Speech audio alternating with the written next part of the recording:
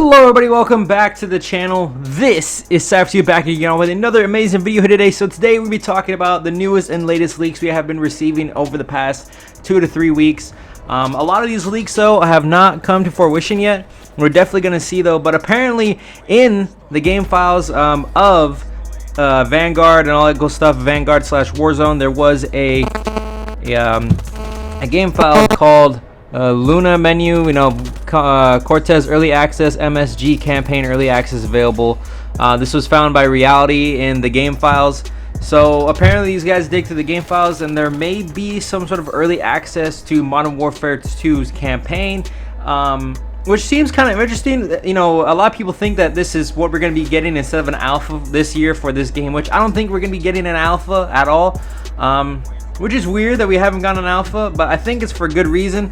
But then, yet again, these other posts, Charlie Intel said there's not going to be a early access campaign. And as you know, Charlie Intel does have a good source of information when it comes to insider sources. That's been known for a long time though now. Hunter TV asked, is the campaign actually going to come out early? Tell me. And Charlie Intel replied, nah. And then Charlie Intel also went on to say to somebody else's comment, the files sometimes give you only half the info you need. So I don't know if this means that what they mean is that we're going to get early access to be able to play the beta before the game releases. Because if you guys don't know, PlayStation Plus / exclusive gives once you have access to the PlayStation Plus, you get exclusive trials to every game in the game store. Basically a lot of AAA games. If any game I believe is over $30, it automatically has to come with a free trial. So I'm thinking what they mean is that their PlayStation holders are going to have early access to maybe try the demo before the game releases, or some sort of way to that. I don't think it's going to be an alpha from what I've been seeing. I don't really think we're getting an alpha because we have not got any new teasers and any new information from Treyarch themselves that has been like groundbreaking or anything. I mean, the biggest thing that we've had so far is that the multiplayer reveal trailer is supposed to be in September, which is the biggest information we've gotten so far. Set to reveal early September. Also, apparently there's supposed to be a meeting here though in August of developers talking with the new character, who the new Mexican character is going to be playing in Modern Warfare 2, part of the 141 task. But apparently that tweet was also deleted and taken down, so I don't know what to believe anymore. I don't even know why there's any reason to take that tweet down.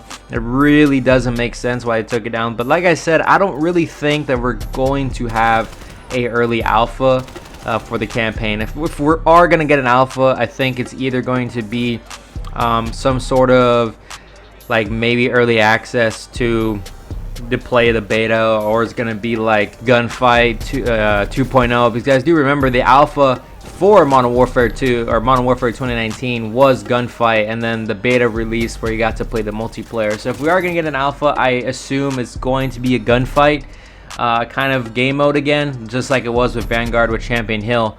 But like I said, I really don't see that coming since it already is August. And they like to release all this stuff in July, August, and not really 2 months before the game comes out, because the beta is coming out pretty much barely a couple weeks before the full game comes out in late October, and the beta releases for everybody to have access to it, even with our pre-order around the 26th of September. Due to some leaking information, PlayStation exclusive pre-orders will get it around like the 10th of September, something like that, 10th, 12th. So it is pretty ridiculous that we are coming right around the corner of all this stuff, but we got way more stuff to talk about in today's video. I'm coming ahead. So also found in the game files of Vanguard, or what this tweaker has, Alexei Cod tweeted, Ravenov could be back in the future. So apparently Ravenov was taken out of the game. In the game files, we do know that for a while. He was supposed to come with the Scythe, which is releasing later in September, I believe, or late August, or like August. I know it is releasing soon, probably in the middle of August. They really took him out just to kind of with the whole tensions going on with Ukraine and Russia. You know, I guess they don't want to support Russia in any way, shape, or form. They did take out a lot of the logos in the game with the newest updates. Like in the WMD, they took out the Soviet logos and replaced them with Perseus logos. That's why it was delayed. So I think what they're going to do is they're just going to take out all of his Soviet patches and stuff like that, and just either replace them with Perseus logos or just not have any logos on him in general, since he kind of is a good guy in the zombie storyline. He kind of just really is a neutral character, but I do believe that he will be releasing soon, and I think they're just going to make some tweaks to him. I mean, if you be honest, I really don't know why they're taking out all the Soviet Union stuff. They're not even around anymore, and also, I mean, it's the middle of the Cold War. You know, what do you expect? I don't know, maybe just Treyarch doesn't want to get too iffy, especially since, you know, this whole new world and how they view everything, but, you know, it is what it is. Another information, though, some really big information, though, found out by the community who dug through the game files. So apparently, in the Vanguard files, according to Reality Tuck, here are all the operators in the latest Call of Duty Vanguard update. So Raul Menendez, Gabriel Wark, Kali Al-Assad, and Seraph are all going to be coming back into Season 5. Now, I really don't know why they're bringing back these characters. Apparently, Al-Assad is going to be a free pre-order digital. So if you pre-order the game digitally, you will get the Kala Al-Assad bundle for free. So it's more of a incentive. That one makes sense since he is supposed to be the main villain of Modern Warfare 2 2022 Electric Boogaloo. And also there is a lot of ties to him being actually the sister Hadir Farah's sister from the original campaign, which I think does make sense. They do look very similar. So I think that what is probably going to be a reveal of that with the operator bundle. So he kind of does make sense as a pre-order incentive.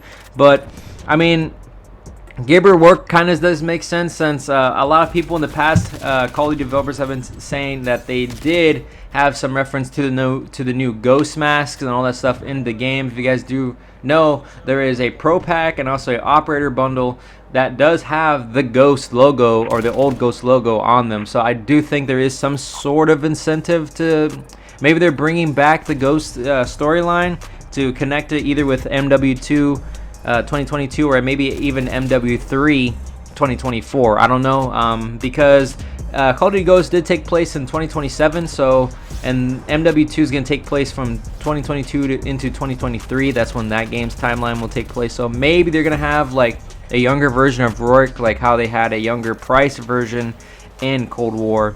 I think that's what they're probably going to do for Modern Warfare 2. Is they're going to have a younger version of Gabriel Rourke, and apparently the Warzone storyline is actually now connected to somewhere around the 80s and early 90s. If you actually do follow the Warzone storyline, it is now connected back to the 80s and 70s or 80s and 90s. So it really does kind of makes sense for those two characters. Raul Menendez, I mean, he would have been a great operator to release as a younger operator form for Cold War. That would have made sense. There's lots of Easter eggs tying him into maps and also the Outbreak storyline. So I really don't know why he's back in here. It really doesn't make sense of why they're releasing him into Vanguard. Maybe it's just to maybe relate more to the Warzone storyline and not really the Vanguard storyline. I really don't know. And also, Seraph from Black Ops 3 does not make any sense at all. I mean, it may be actually the Black Ops 4 version, which does make more sense because the Black Ops 4 storyline, I believe, takes place in like 2025, 2026, something like that. Because Black Ops 4 is a prequel to Black Ops 3. If you guys don't know that. So I think it's going to probably be the actual Black Ops 4 skin if they're going to release Seraph at all. That really doesn't make sense to me either, personally. And also apparently Vanguard for Season 5 is also going to have a Umbrella Academy collab. So coming to Call of Duty, this was updated by the Call of Duty News for Vanguard and Warzone. Preserve the time continuum and get loaded up on Trigger. So there's going to be some sort of, I'm pretty sure they're going to release a couple bundles.